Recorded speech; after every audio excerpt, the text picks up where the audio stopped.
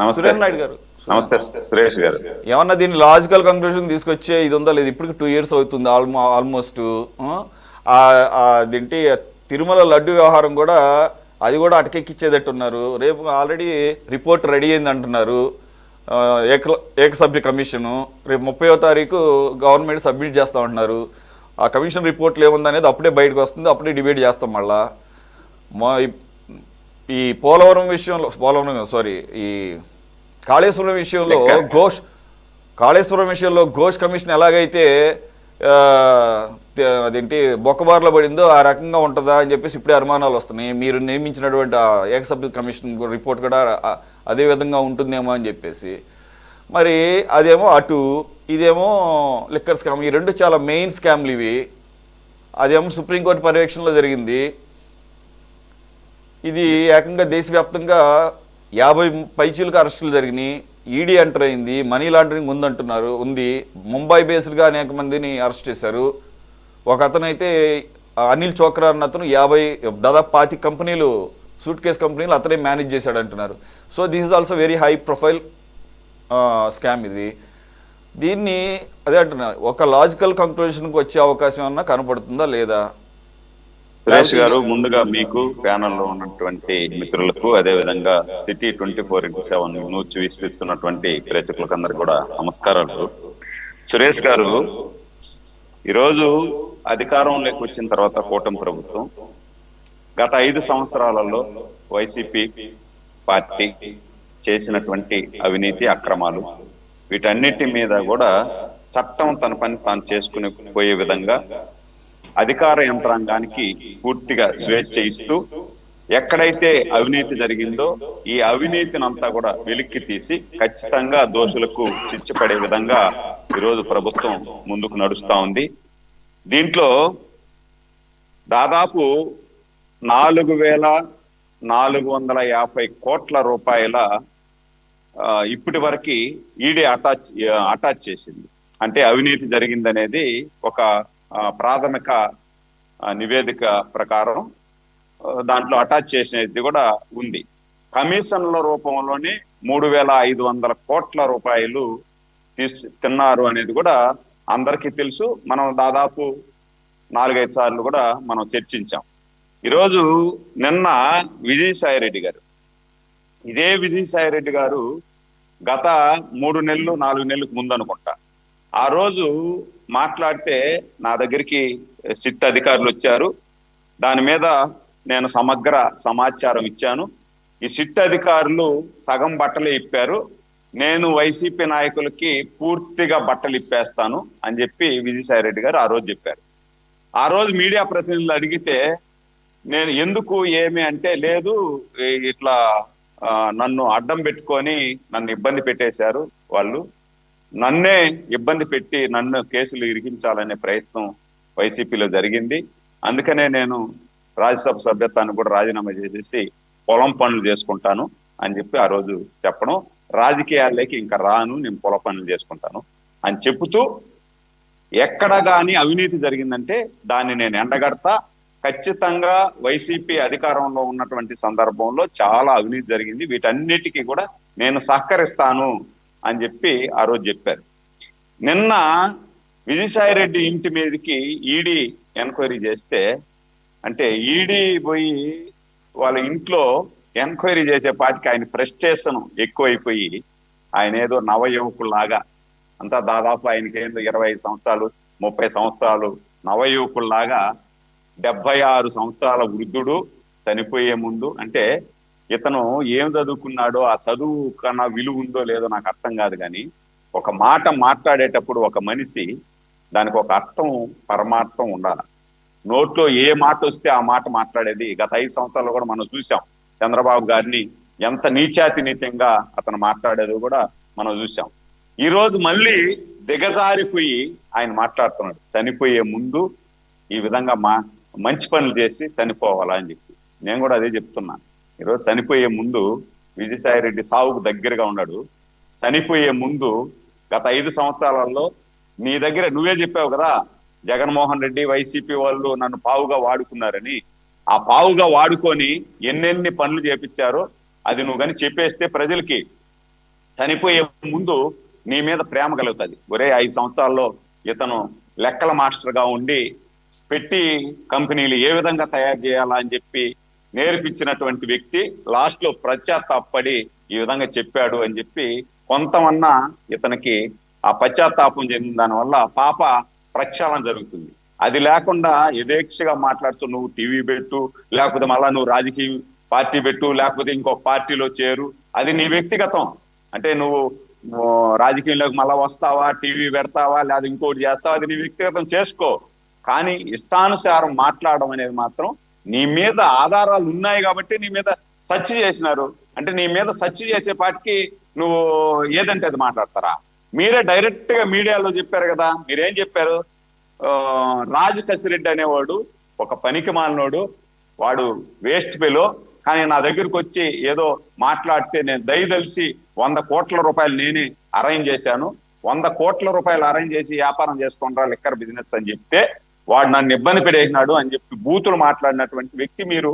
100 కోట్లు ఎట్లా మీరు అతనికి, మీకు ఎట్లొచ్చింది 100 కోట్ల రూపాయలు? ఆ 100 కోట్ల రూపాయలు ఏ ద్వారా మీరు బ్లాక్ ఇచ్చారా, వైట్ ఇచ్చారా, ఏ ద్వారా మీరు అరేంజ్ చేశారు?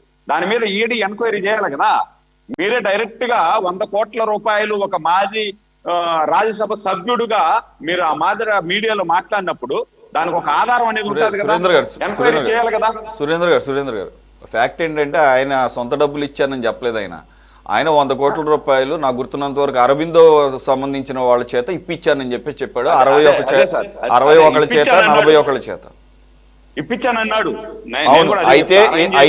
అయితే వాళ్ళకు కూడా ఈయన పంగనామాలు పెట్టాడు, మధ్యలో నేను ఇరుక్కుపోయానని చెప్పేసి కూడా అక్కడే తేడా వచ్చిందన్నట్టుగా మాట్లాడాడు. అదే ఆ మాట చెప్పాడు. ఆ మాట చెప్పినప్పుడు అరవిందో ద్వారా వచ్చిందా, లేకపోతే ఈయనే ఇచ్చాడా, లేకపోతే ఎలా వచ్చింది 100 కోట్లు అనేది ఈడీ ఎంక్వైరీ చేస్తుంది. అది సర్వసాధారణం. నువ్వు ఎంక్వైరీ చేసేపాటికి నువ్వు అంత ప్రెస్టేషన్ లో, అంటే నీ మీద నువ్వు ఏం చేసినా ఎంక్వైరీ చేయకూడదు అనమాట. ఎంక్వైరీ చేస్తే ప్రెస్టేషన్ లో ఏది పడితే అది మాట్లాడేస్తావు. ఒక ముఖ్యమంత్రిగా పనిచేసేటువంటి వ్యక్తిని నీ ఇష్టానుసారం, గతంలో కూడా చూసాం సార్ చాలా సార్లు, అతను రేపు ఎల్లుండో చనిపోతాడని, రోగాలు ఉన్నాయని మాట్లాడినటువంటి ఇతను పనికి మాలిన వ్యక్తి. అతని గురించి నేను మాట్లాడదలుచుకోలే, వదిలేస్తాను. దాని తర్వాత ఈరోజు గోవిందప్ప బాలాజీ గాని, శివిరెడ్డి భాస్కర్ రెడ్డి గాని, మిథున్ రెడ్డి గాని, వీళ్ళందరూ కూడా ఆ కేసులో ఇన్వాల్వ్ అయ్యారు. ఇక్కడైతే శివిరెడ్డి భాస్కర్ రెడ్డి అయితే తుడా వెహికల్స్ ను ఉపయోగించి కోట్లాది రూపాయలు ఎన్నికల సమీపిస్తున్నటువంటి సందర్భంలో జగన్మోహన్ రెడ్డి గారి ఆదేశం లేకుండా శివిరెడ్డి భాస్కర్ రెడ్డి ఒక అడుగు కూడా ముందుకు ఎత్తి పెట్టడు. నాకు ఎందుకంటే అతనితో నాకు బాగా సన్నిహితం. అతను జడ్పీటీసీగా ఉండేటప్పుడు నేను ఎంపీటీసీ, అతను తిరుపతి రూరల్ జడ్పీటీసీగా శివిరెడ్డి భాస్కర్ రెడ్డి కాంగ్రెస్ లో ఉన్నాడు. నేను ఇండిపెండెంట్ గా ఎంపీటీసీగా అదే సారి ఉన్నా. ఇద్దరు మళ్ళీ కలిసి అరుణ్ కుమార్ అనుచరులుగా పనిచేశాం.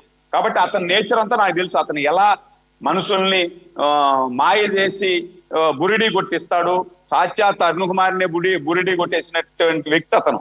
కాబట్టి తుడాను అడ్డం పెట్టుకొని ఎన్నికల దగ్గర పడే సందర్భంలో వందలాది కోట్ల రూపాయలు ఒక్కొక్క ఎమ్మెల్యే అభ్యర్థికి చేర్చేయండి అని చెప్పి పైనుండి ఆర్డర్ వేస్తే ఆయన తీసుకెళ్లి ఎక్కడెక్కడ డంప్ చేశాడు. దాదాపు ఈడ మనకు ఎయిర్పోర్ట్ దగ్గర 36 ఎకరాలు అటాచ్ చేసింది మొన్న. వాళ్ళ కొడుకు పేరుతో మోహిత్ డెవలపర్స్, గెహినా డెవలపర్స్ ఏదో పేరు పెట్టారు. ఆయన ఆ లేఅవుట్ చేస్తా ఉంటే ఆ లేఅవుట్ ని కూడా ఇప్పుడు అటాచ్ చేశారు. నిన్న ఈయన చేసిన పనికి కొడుకు మీద కూడా సోదాలు జరిగినాయి తిరుపతిలో. కాబట్టి ఇన్ని సోదాలు జరిగేది అనేది ఒక పక్కన పెడితే దాదాపు 5 సంవత్సరాల్లో నాసి రకం మందు అమ్మి వీళ్ళు 30 నుండి 40 సంవత్సరాల వయసు ఉండేటువంటి బిడ్డలు దాదాపు 40,000 మంది మరణానికి కారణమైనది. డబ్బు అనేది సంపాదిస్తాం, పోగొడతాం, కానీ మరణాలు అనే దాన్ని, చనిపోయిన వాళ్ళని మళ్ళీ మనం తిరిగి తీసుకురాలేం కదా. కాబట్టి నేనేమంటానంటే ఇది జరుగుతూ ఉంటే, ఇందాక మోహినుద్దీన్ గారు ఒక మాట్లాడారు.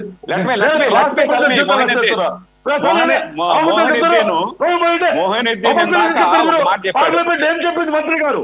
ఎటువంటి ఎవరు ఏ మనం సంబంధించాలని చెప్పింది మంత్రి గారు చెప్పారు పార్లమెంట్. మళ్ళీ 40,000 కింద పడిపోతావు. హార్ట్ అటాక్ వచ్చి కింద నాకేం పడిపోతావు. 2 లేదు. నిమిషాలు విను. మీరు అబద్ధాలు చెప్పి 2 నిమిషాలు విను. పాపాలని విను, నెత్తిన 2 నిమిషాలు. పెట్టుకుంటున్నారా మీరు? 2 నిమిషాలు విను. అబద్ధాలు విను, 2 నిమిషాలు. అబద్ధాలు 2 నిమిషాలు విను. విను. 2 నిమిషాలు విను. చెప్పి ఏం ఇప్పుడు చేయలేదు. నువ్వు చెప్పిన దానికే నేను చెప్తున్నా. ఏం చెప్పాడు మొహినుద్దీన్ ఇందాక? ఏం చెప్పాడు? ఏదంటే మొహినుద్దీన్ ఏం చెప్పాడు ఇందాక? డిజిటల్ అన్నిటినీ కూడా మా హయాంలో రాలేదు, చంద్రబాబు గారి హయాంలోనే వచ్చాయి పర్మిషన్లు, మాకేం సంబంధం అని చెప్పి అన్నాడు. ఇప్పుడు మీరు అధికారంలోకి వచ్చిన తర్వాత టోటల్ కబ్జా చేసేసారు, డిజిటల్ అంతా కబ్జా చేసేసి మేము ఈ మందే తయారు చేయాలా, మీరు డిజిటల్ మాకు ఇస్తారా, లేదంటే డిజిటల్ పూర్తిగా మమ్మల్ని హ్యాండ్ ఓవర్ చేసుకోమంటారా అని చెప్పి ముక్కు బిండి బెదిరించి డిజిటల్ అంతా హ్యాండ్ ఓవర్ చేసుకొని సురేందర్ నాయుడు గారు ఇంకా ఎన్ని అబద్ధాలు చెప్తారయ్యా? నాసిరకం మందే కాదు. వాళ్ళు చేసింది ఏం చేశారంటే, ఆంధ్రప్రదేశ్ రాష్ట్రం బాటల్లో నాశనం 4 చేస్తారు. బాటలు ఉంటాయి సార్, 4 బాటల్లో కూడా ఒకే ముందు వేస్తారు, స్టిక్కర్ మాత్రం మారుస్తారు. ఆ విధంగా స్టిక్కర్లు మార్చి, అంతెందుకండి మొహినుద్దీన్ గారు ఏమో అరిచొచ్చి మాట్లాడుతున్నారు కదా, నేను అడుగుతున్న ఒకే మాట్లాడుతాము మొహినుద్దీన్ గారిని. గత 5 సంవత్సరాలలో నేను ఇక్కడ నుండి బెంగళూరుకి విరివిగా ప్రయాణం చేస్తూ ఉంటాను. వెళ్ళేటప్పుడు తిరిగి వచ్చేటప్పుడు బెంగళూరు బార్డర్ అంటే ఆంధ్ర బార్డర్ వచ్చేపాటికి వాహనాలు ఆపి నీట్గా చెక్ చేస్తారు. ఒక బాటల్లో ఉన్నా కూడా పట్టుకుంటారు, ఆ బాటల నుండి ఆడికి రానియకుండా. ఎందుకు? ఈడ నాసిరకం మందు జాగ్రత్త ఉంది, ఆ నుండి పేరెన్నిక అనేటువంటి బాటలన్నీ కూడా మన ఆంధ్రాకి వస్తున్నాయి అని చెప్పి పట్టుకుంటా ఉన్నారు. ఈ రోజు గేట్లు ఎత్తేసినారు ఈ రోజు, ఎక్కడా లేవు. దానికంటే కర్ణాటక,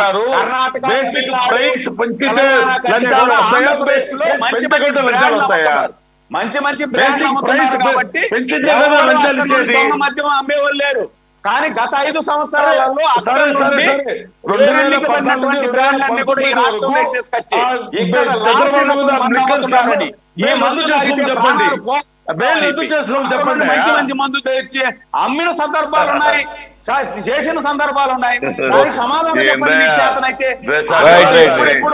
ఇక సమాధానాలు చెప్పడం అనేది ఏమి ఉండదు, కూడా మీరు ఎందుకు చేయాల్సిన అవసరం లేదు. చేశారు? కొత్త బ్రాండ్లు ఎందుకు పెట్టారు? నాసిరకం మందు ఎందుకు తయారు చేశారు? పేరెన్నిక పడినటువంటి 30, 40, 50 సంవత్సరాల నుండి చలామణి అవుతున్నటువంటి బ్రాండ్లు అన్నింటినీ కూడా ఎందుకు ఆపేశారు? ఒక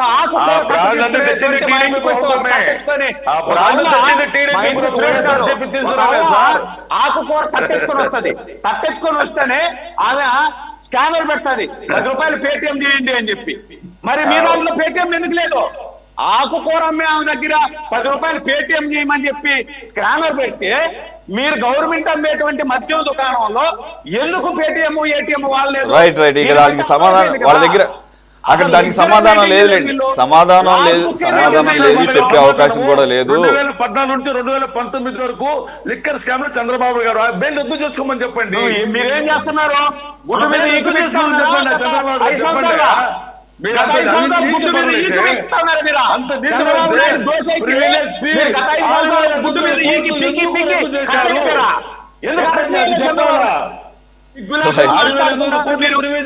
రైట్ రైట్ ఇక టైం వేస్ట్ తప్ప ఏం లేదు, ఇక టైం వేస్ట్ తప్ప ఏం లేదు. No no it's not fair. ఒక్క నిమిషం, ఇప్పటికే లేట్ అయింది. ఇప్పుడు వెంకటేశ్వర్లు గారు చాలాసేపు నుంచి వెయిట్ చేస్తున్నారు. ఒక్క నిమిషం ఆగండి. ఇక్కడ కొత్త పాయింట్ ఒక్కటి కూడా రాలేదు. మనం అడిగిన దానికి సమాధానాలు చెప్పడం లేదు అక్కడ. అవే అడిగిన దానికి కాకుండా వేరే అడ్డుకుంటున్నారు. సరే వాటికన్నా ఏమన్నా న్యాయం చేశారంటే అది లేదు. ఏమన్నా మరి చంద్రబాబు నాయుడు గారితో మాట్లాడుకున్నారేమో, మరి డీల్ ఏమైనా కుదుర్చుకున్నారేమో 19-24 మధ్యలో తెలియదు.